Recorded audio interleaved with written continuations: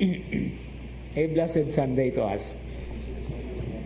One common theme that runs through all the readings, specifically the first reading and the gospel reading, is the recognition or acknowledgement of a person's status before the mighty and the Holy One. Like Isaiah in the first reading today, upon seeing the great glory of God before him, he said, I am a sinful man. Peter, at the same time, on the gospel reading, acknowledged that after seeing the huge catch of fish.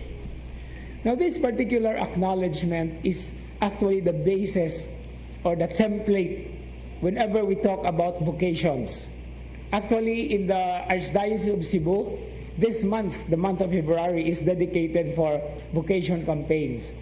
Actually, 1 week, and it will going to end today, the seminarians are actually out in the parishes to make the vocation campaign. But vocations is not only about those who are going to enter to the priesthood or to the religious life. It is also a reminder and a constant, recognition and encouragement, because all of us have been called by God. We share into the so-called general or universal vocation of holiness. Every one of us, each one of us, all of us, whether in whatever walks, whatever profession we have, is always first and foremost to become holy before the Lord. It is not just about the priesthood. It is not just about the religious life. It is all about responding to the call of holiness. And the first essence of recognition of that call is always the recognition that we are not worthy. We are sinful. That's why we ask to become rid of sins. And this is what the Lord is trying to make us realize in today's gospel reading. And not only today, but all through the days of our lives for as long as we live. And one particular dimension of this recognition and acknowledgement of God's vocation is always to understand that apart from being recipients, we are also tradents. No? I'm using a word that is a little bit technically theological, but tradent actually is bearers. Because being called by the Lord, our mission is also, whether in whatever thing, whatever we are doing in life, is a way of manifesting and showing God's acts or God's works in our lives. And that is first and foremost part of the missionary dimension of the call. Pagpaambit sa atong kasinatian sa Diyos sa atong kinabuhi, in whatever dimension, in whatever degree. And that's the reason why in today's gospel reading, there is this beautiful dimension of being partners. If you notice, the word that is used in today's gospel reading, James and John, the sons of Zebedee, are called partners of Simon. Because being disciples of the Lord, later on in their lives, they will be partners. It's a partnership. Not only a partnership between them or among them, but between God. So naadi ay tayo partnership, and that is also part of our vocation. And St. Paul in today's second reading has a very beautiful dimension to tell us about it.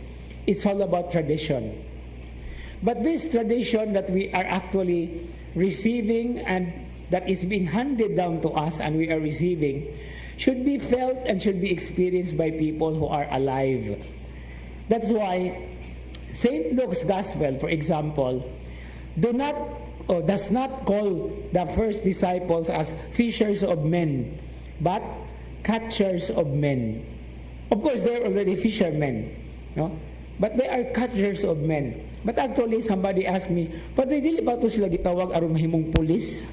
Catching men man. Mo ba yan ay buhaton sa pulis, no? Anyway, catchers of men. Nga naman, because the idea of the expression has something to do with dakpon samtang buhi. Dili dakpon nga patay na. No? Because the alive, those who are alive, those who are being caught, have to be taught, have to be to them have to be handed the tenets and the teachings of the faith, which St. Paul in today's second reading talks about the passion, death, and resurrection of the Lord. And what is the technical term of handing down or handing on what one has received? It is tradition. Okay, ngutana ko. What is Cebuano for tradition? Of course, you will answer me, tradition. Oh, in English man na, di man na Cebuano. But if we try to take a look into the concept, no, tradition is something that is handed on. And what is handed on in Cebuano? Gitunol o gidawat. So ang Cebuano di ay sa tradition is katunulan. No? Katunulan kay gitunol man, no? So karon kay gitunol man atong dawaton. And that is tradition. What is the danger, however, is we have to be very careful with what we have received, what is handed on to us, and what we are going to hand on to others. Because in Latin and in Spanish and in Italian, duol ra kaayo. It's ligas ra og pipila ka litra ang tradition, tradure, sometimes it is translation, mo man ang translation, di ba? Hubaro nato ang usa ka pulong adto sa laing pinulungan. That is the sense, or that is the what we call the agency or the method of tradition. We have to translate in order for people to understand. But what's the danger is when we translate, we sometimes do not get the sense of it. That's why in Latin, a translator is easily or can easily commit what we call betrayal. Tradure is to translate, and then tradire is to betray. And who betrayed the Lord? Judas. What is the term for betrayal? Hand over. Tradition is hand on or hand down. So, gamay kayo. We have to be very careful, in other words. That's the reason why catechetical instructions never grow old.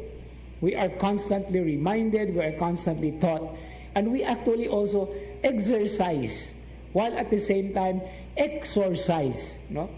Take note of that. We exercise what we receive, but we also exorcise with what is not part of it, which dilutes the truth of what our faith is all about. And this is not an easy task. That's the reason why, as we continue to celebrate the Eucharist, every time we celebrate the Eucharist, we always ask the Lord to be purified and to be constantly attuned to His will, so that what we receive, we also have to hand down. And what we hand down will continuously be handed on and on and on, down to the last generations and the generations to come, forever and ever. Do not answer amen yet. But forever and ever means it's a continuous task. And we help each other. We are partners. We are actually we are in a corporate experience. But at the same time, the best partner that we have is God Himself, who never ceases to call us and to make us realize that we are His and He is ours. Amen.